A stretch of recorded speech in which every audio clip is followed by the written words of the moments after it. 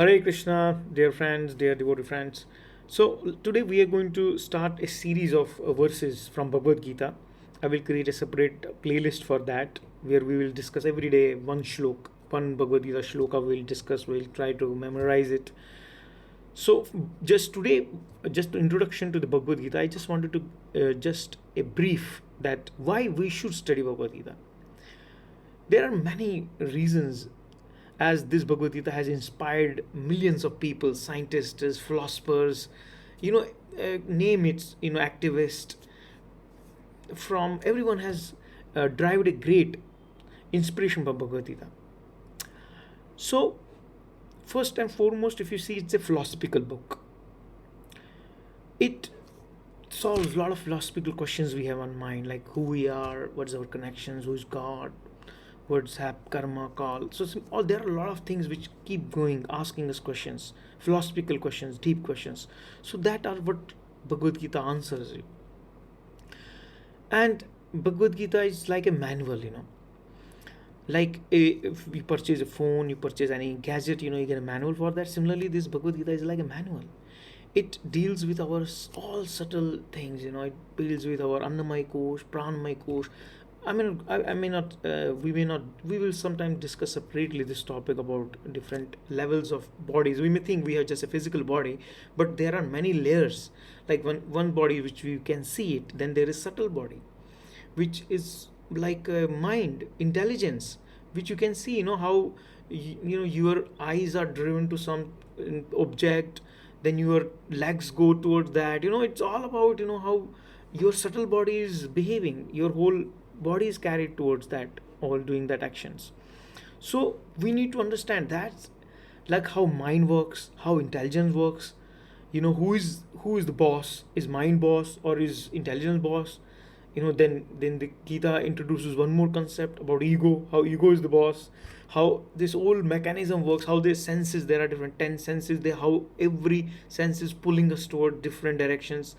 How the mind has a responsibility as a chariot driver who holds these reins of those all 10 senses, so to bring us, to so that we can peacefully march towards our focused goal which we have decided. So it's dynamics, it's very big dynamics. So we need to study Gita. We should understand our mind, how it works. So when you know about the, when you have read the manual, then you can optimize the use of that product. Similarly, about this human body, if you consider them it as some functionality, some machine. So the Gita is manual. So more we study Gita, more we'll go deeper in Gita, more we'll understand ourselves better. So that's the first thing. And second thing, if you see, every you know culture has its own book, so to say, that book which is they have need to study. Like every culture, every religion has it. Similarly, if we are fortunate, we are born as a Sanatani, so we have been given this book, Bhagavad Gita. So why don't take it seriously? Why don't we study it? And today we are so fortunate that we have a society like International Society for Krishna Consciousness, where there's such a lot of courses available free online, where you can just take a book, start reading, you take a course, such a study guide, or you can just contact me. I will send you all study material, whatever you need for Gita. You need book, you need PDF, whatever format you need, just contact me through email. I will send you all details. So cutting short all those things, there are a lot of things to be discussed. Why should Gita? This is the prominent which I find that it's very important. And now what Bhagavad Gita is basically. Try to understand Bhagavad Gita has total 5 subject matters. 5 subject matters. It is says who Ishwar, basically about who is Ishwar. What is his relation with Jiva? We are considered a soul, Ishwar, Jiva. And what is this our relation with Prakriti, which is surrounding, nature. And then the fourth topic is Kal. What is Kal? And last topic is Karma, which you say na Karma. That what is the whole Bhagavad Gita, 700 verses. There are 700 verses in Bhagavad Gita. All deal with these 5 basically subject matters. And now there are total 18 chapters in Bhagavad Gita. Bhagavad Gita is a part of Mahabharata, which has 1 lakh verses, and Bhagavad Gita has only 700 verses and 18 chapters. And whole Bhagavad Gita, every chapter is known some yoga, like Dhyan Yoga, Gyan Yoga, Bhakti Yoga. It's all, every chapter is yoga. Yoga basically means reconnecting. It's not like we have to establish some fresh connection with Supreme Personality of Godhead Krishna. No, we are already connected. We were already connected, but somehow or other, got disconnected because of our, like a raindrop is a pure. When it, as soon as it touches the ground, it becomes muddy. But that does not mean that the purity of the water, maybe you can again filter it or boil it or do something where you can again gain purity of that water. Similarly, we may have fallen to this material world, and they have so many coverings now. No, when we follow this path of bhakti, which is given in the Bhagavad Gita, for that we need to study Bhagavad Gita. We may slowly overcome all those shortcomings, and we will understand ourselves better.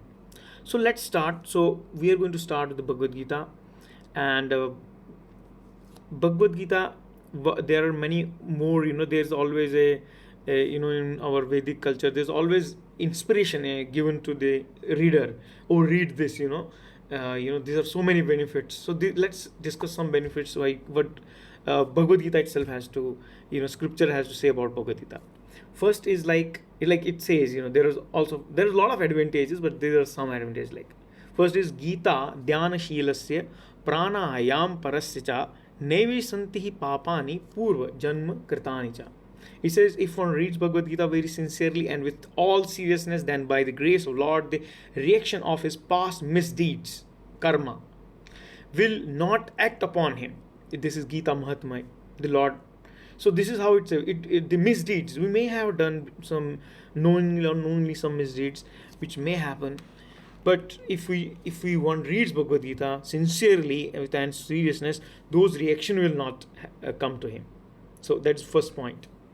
I mean, Bhagavad Gita itself, Krishna mentions like Sarva Dharman Pratyajam Mam Ekam Sharanam Braja Aham Tvam Sarva Papebhyo Moksheshyami Masucha. Krishna himself is promising this, that abandon all variety of religion and just surrender unto me.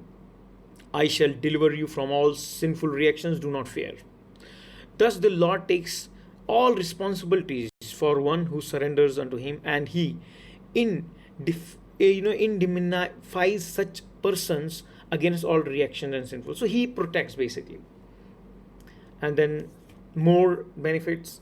Mala nirmochanam pumsam jal snanam dine dine sakrit gita amritam snanam samsara malan nashanam. See, we take bath every day, to take care of this body. But what about the mind?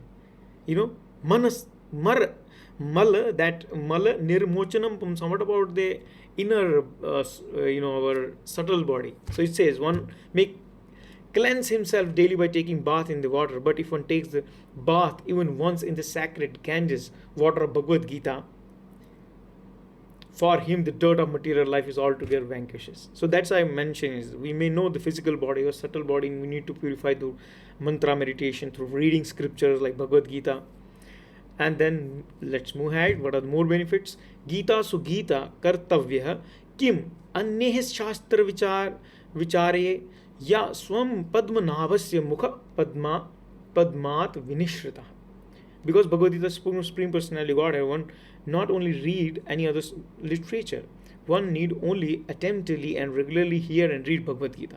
In the present age, people are so absorbed in mundane activities that there is no possibility for them to read all Vedic scripture. But this is not necessary. Only one book. मतलब हमारे पास time कहाँ है वेद पुराण पढ़ते बैठेंगे, कर्म कांड पढ़ते बैठेंगे, there are so many scriptures, Upanishads, Veda. So we don't have time for that. So, but here he gives hope.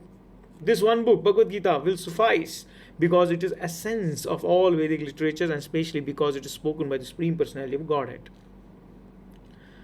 So, like that, you can see there are a lot of verses glorifying Bhagavad Gita, like one more Sarvopanishado Gavo Dugdo Gopalanandana Partha Vatsa Sudhir Bhokta Dugdam Gitamritamah. It says Gita Upanishad, Bhagavad Gita, the essence of all Upanishad is just like a cow.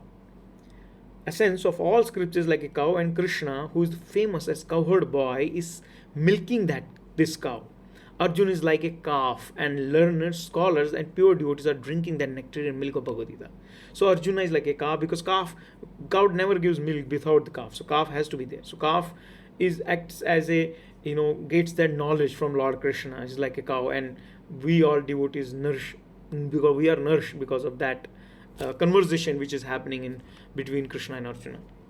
So it's very beautiful. If you see our all scriptures, they are not some commandments. They are all about discussion. Whole Bhagavad Gita, which is the main scripture, it's all about discussion between God and his friend.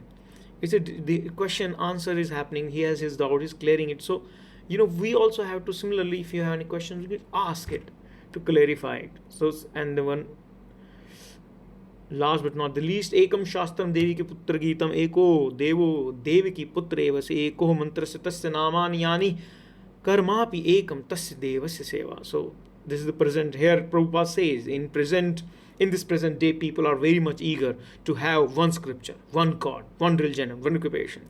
Therefore, ekam shastram devi ki putra geetam, let there be one scripture only, one common scripture for whole world Bhagavad Gita.